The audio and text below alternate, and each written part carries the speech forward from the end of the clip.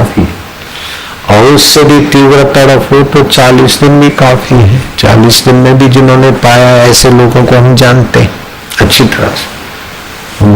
मेरे साथ ही बैठे हैं, चलो इधर उधर भी हो गए, वैसों को हम जानते हैं। और 7 दिन में पाने वालों को भी हमने सुना है शास्त्रों। 2 मुहूर्त में भी परमात्मा तत्व को पा लिया, तो वहां कहाँ 5 अरब डॉलर पास हुए थे। खटवांग राजा ने 2 मुहूर्त में पाया। राजा जनक ने घोड़े के रकाब में पैर डालते डालते गुरु की कृपा से परमात्मा तत्व का साक्षात्कार कर लिया। परीक्षक ने 7 दिन में कर लिया था, सुखदेव जी की कृपा से।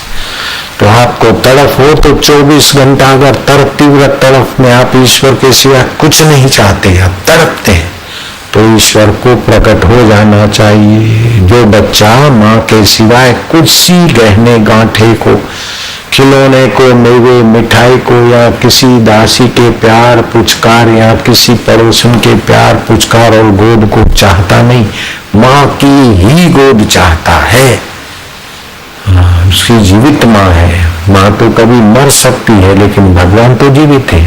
अगर बच्चा तड़फ रहा है और माँ नहीं आती, तो या तो माँ मरी हुई है अथवा तो जिंदी माँ है, तो उसको मर जाना चाहिए।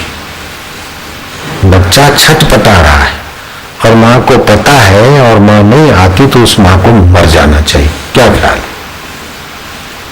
बच्चा छटपटा छोड़ो और माँ चुप बैठी रहे, वो माँ नहीं है, वो तो कोई काठ की पुतली है। माँ का हृदय कैसे मानेगा? छटपटाते हुए बालक को, मासूम को छोड़कर चुपचाप बैठे रहे, खाती पीती रहे। अगर बच्चा छटपटाता है तो माँ को हाजिर हो जाना चाहिए। अगर माँ नहीं आती, या तो मरी हुई है या तो होते हुए भी उसको मर जाना चाहिए। ऐसे अगर आप भगवान के लिए छटपटाते हैं तो भगवान को प्रकट हो जाना चाहिए। अगर नहीं आते तो भगवान को मर जाना चाहिए। ऐसा सत्संग में अधिकार पूर्वक कहने वाले राम सुखदास महाराज ने कह डाला। अभी आजकल वे राम सुखदास महाराज ऋषिकेश में 100 वर्ष की उम्र होगी लगभग। आज से लगभग 60 वर्ष 40 संबत है, 40-42 वर्ष पहले उन्होंने गोरखपुर में कहीं सत्संग में कहा, और सत्संग में एक भक्त ने सुना कि अगर बराबर की तड़फ हो तो भगवान एक दिन के अंदर भी पाए जा सकते हैं। तो वो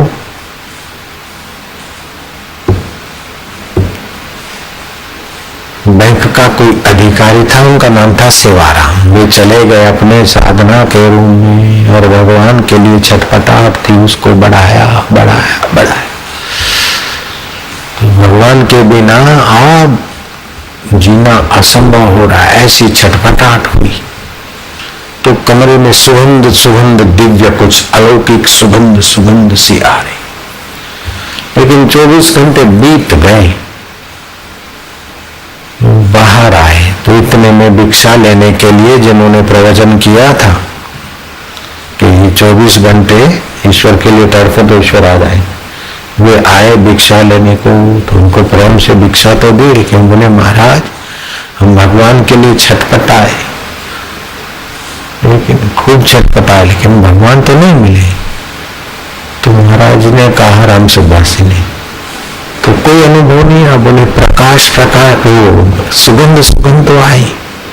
बोले उस वक्त तुम्हारे मन में संशय रहा होगा कि भगवान ऐसे एक दिन में कैसे आ सकते। बोले हाँ महाराज, संशय तो था कि एक दिन में भगवान कैसे। बोले उसी विकल्प ने, संकल्प दृढ़ में, विकल्प ने उस भगवान की प्रागट्य में रुकावट डाल दी।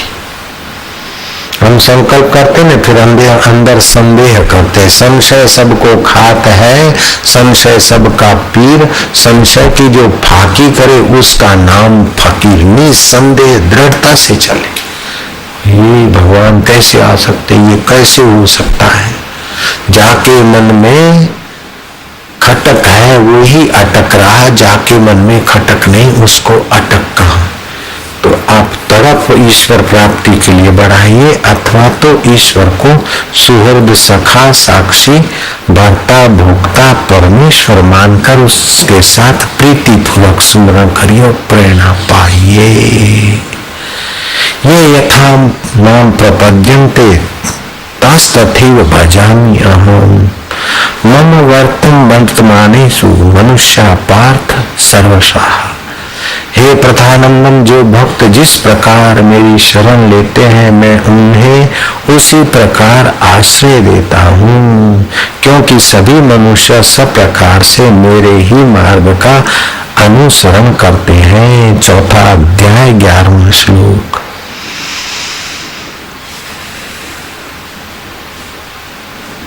सूर्य की किरणें तेज और समुद्र की तरंगे ठंडक दे रही है, लेकिन स्वप्न में तेज सूर्य की किरणें और ठंडक देने वाली समुद्र की लहरें दोनों उस दृष्टा स्वरूप परमेश्वर की है।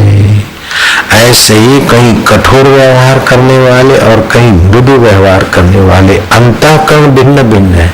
गीजर पानी गर्म देता है और फ्रिज ठंडा देता है, लेकिन विद्युत वही की वही। ऐसे ही कोई ठंडा मीठा स्वभाव का तो कोई तेज तरार स्वभाव का, लेकिन सच्चिदानंद तो दोनों का एक ही अधिष्ठान है। इस प्रकार की नजरिया सुख शांति और माधुर्य देने वाली है। हिरणाक्ष हिरणाकश्यप, तो हिरणाक्ष ने बड़े उपद्रव किए तो भगवान ने वराह अवतार लिया।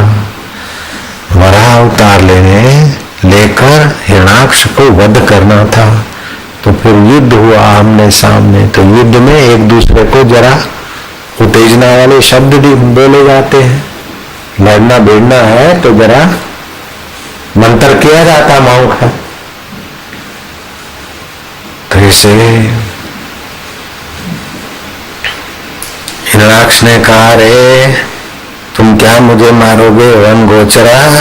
वन गोचर मृग, अर्थात ये जंगली जानवर भगवान को कह दिया। किसने कह दिया? हिरणाक्ष ने कह दिया।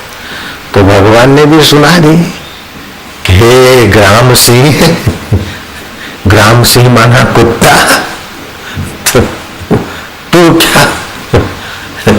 तू क्या विलाप कर रहा है, क्या बाजा बजा रहा है? हे ग्राम सिंह, तू क्या कर लेगा? उन्होंने कहा कि वन मृग तुम क्या कर लोगे? तो देखो, तो वन मृग भी तुम्हारे स्वप्न के चैतन्य से बना है और ग्राम सिंह भी तुम्हारे चैतन्य से बना है। तो वही चैतन्य कहीं हिरणाक्ष बना है, तो वही चैतन्य कहीं वराह बना है। लेकिन वराह बना हुआ चैतन्य अपने आप को पूर्व काल में जानता है, अभी जानता है, बाद में जानता रहेगा। और वो बेचारा अपने को भी जानना बाकी है। ये बाकी है जानना, तो जीव हो गया, और जान लिया तो ईश्वर का सनातन स्वरूप हो गया। सो जाने जासुदेव जना ही, जानत तुम ही हो जाए।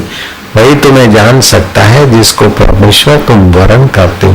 तो जो ईमानदारी से सत व्यवहार करता है, सत्संग करता है, सत प्रवृत्ति करता है, ईमानदारी से सेवा करता है, उसके हृदय में भगवान प्रकट होने का विशेष रास्ता मार्ग बना खोल देते हैं।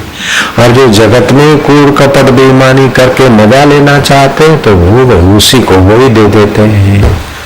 लाइट में भाई जैसा औजार फिट करो, लाइट उसको वैसे ही सत्ता दे देती है। ऐसे ही आप जैसी वासना लेकर चलते हो, भगवान उसी के सत्ता देते। तो दया करके उस वासना में कहीं न कहीं विघ्न और कहीं न कहीं डिफेक्ट कर देते, ताकि आप वहां से हटकर उस परमेश्वर के आनंद और सामर्थ्य के तरफ